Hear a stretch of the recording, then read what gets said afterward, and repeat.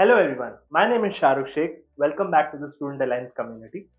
So, if you know, genetics has become a very interesting concept, and to understand the model of how your DNA looks like has become more of a curiosity. So, this is not just for people who are preparing for your competitive examination, but also for the people who want to understand how does your DNA or the internal structure look like.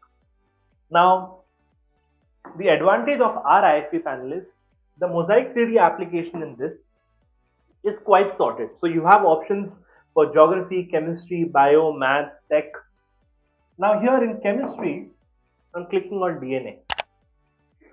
Now when to understand the polymorphic structure, I'll just wait. Now, as soon as the waiting is done, this is how the deoxyribose structure. Now this is the deoxyribose structure. The phosphoric acid, the nucleobases, which is your adenine, guanine, thymine, cytosine, and uracil in case of RNA.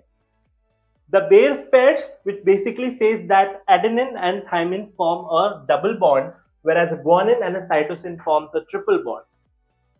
Now, nucleotides are basically adding an additional base pairs, and then you have the entire molecular structure of your DNA.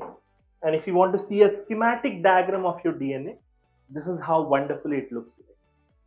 So with that, genetics becomes much more easier on our panel.